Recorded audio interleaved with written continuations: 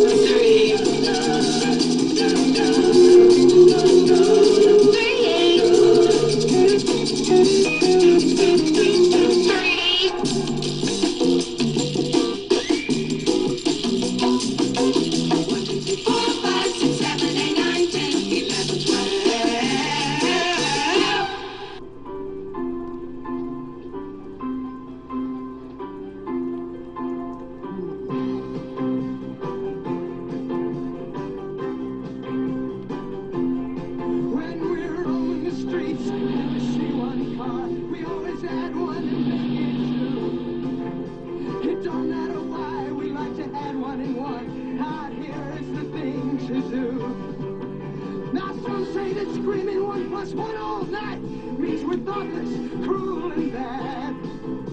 But kids like you and me, baby, we were born to add. Yes, girl, we were.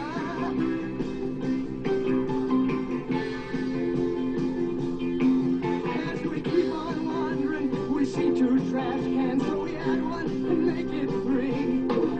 There's a lot of us adders on the Jersey shore.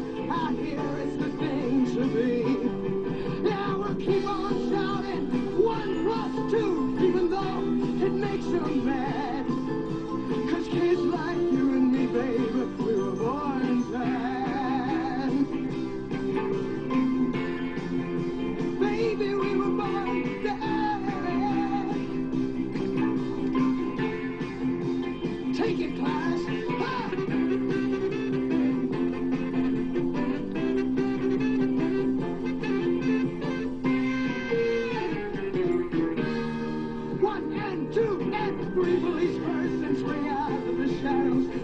corner comes one more, and we scream into that bitter night.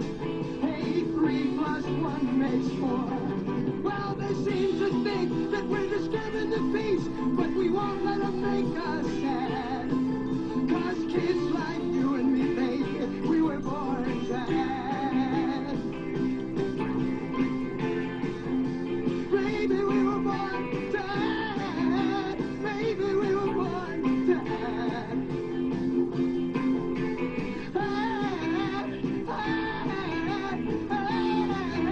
Baby, we were born sad.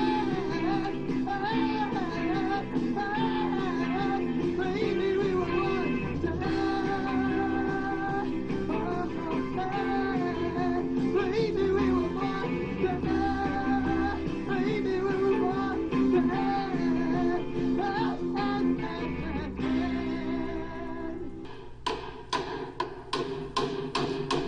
Got one more nail, and this shelf won't be going anywhere.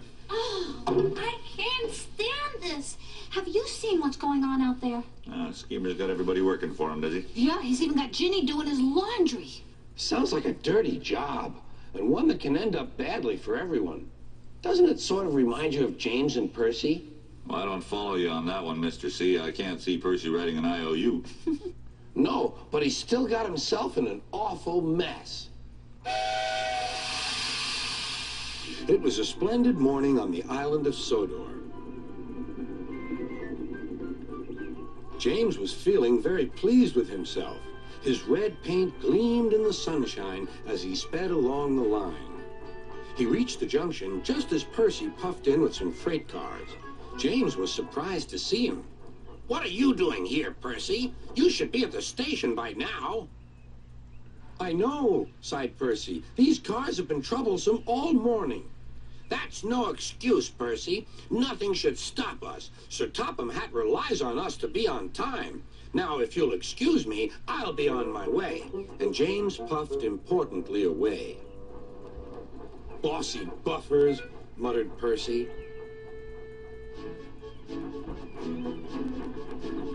James arrived at the harbor. It was market day. The harbor yard was filled with the sweet smell of fruit from faraway lands.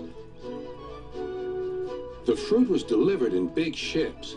James watched as strawberries, oranges, melons, and bananas were carefully loaded onto his cars.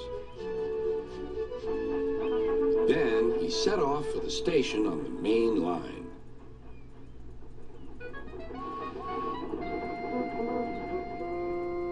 On the way, he met Thomas. "Really reliable, that's me," panted James. "Pity the same can't be said for Percy. Goodbye." "What was all that about?" gasped Annie and Clarabelle. That was trouble. Trouble for James. Just wait and see. Percy was back in the yard and busy shunting. He had the cars in good order and was making up for lost time. But the station master had bad news.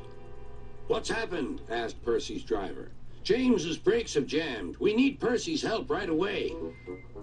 Percy quickly set off to the rescue.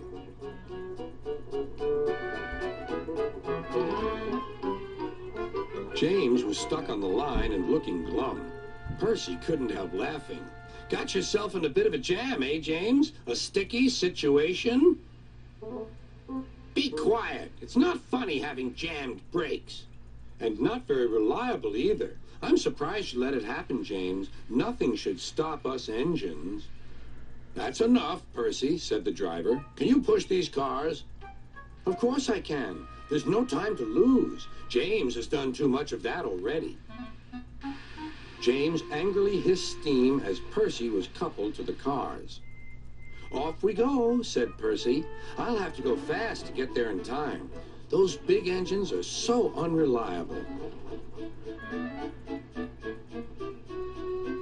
"Be careful, Percy," called his driver, but Percy was in a hurry.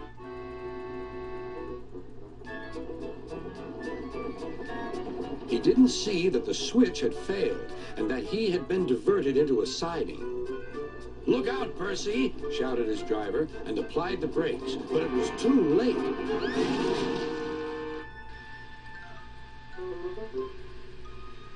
The driver and fireman had jumped clear, but squashed fruit squirted all over Percy.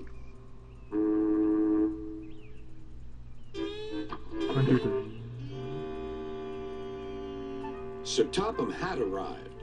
Percy, you are not to blame for the switch failure, but I do not run a jam factory. Yes, sir. No, sir. And Percy squelched sadly away. That night, the shed was silent. James and Percy felt very sorry for themselves. At last, Thomas spoke. You know, he said to no engine in particular, there's more than one way to get jammed. We all learned that today. Still, there was silence. What's more, we also learned that sometimes when engines help each other out of a jam, things can still go wrong. So, said a voice, so that means we learned a lot today, and therefore... Then came a chorus. We're really useful engines after all. Sounds to me that the way Schemer's going, he's going to end up in a bigger jam than Percy. The letter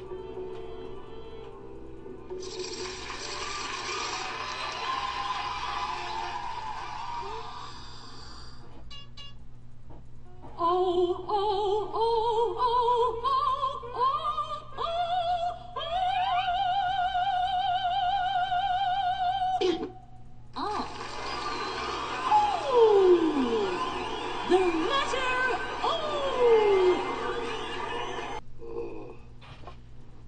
Me love to look out the window at night. See all the pretty stars twinkle, twinkle.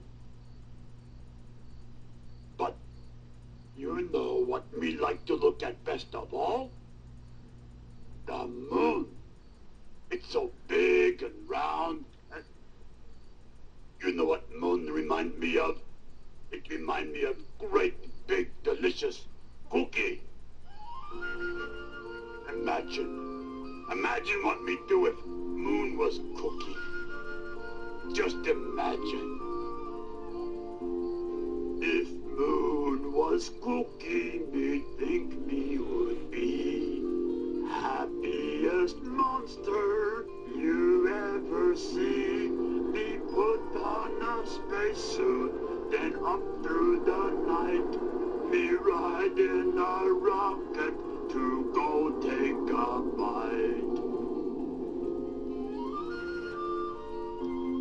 Me take flight from here, me take flight from there, and pretty soon me bite everywhere. Me eat with both hands, no need fork or spoon. Me chew it all up until there's no moon. What happened? Who turned out the lights? Oh, me know what happened. Me eat moon, and now there's no moonlight. If moon was cookie, it wouldn't be fine. Because if me ate it, then it wouldn't shine. Me come through the window and look up at night, but no little moonbeams would give me their light. So me not like to say it, but it clear to me, it lucky the moon is not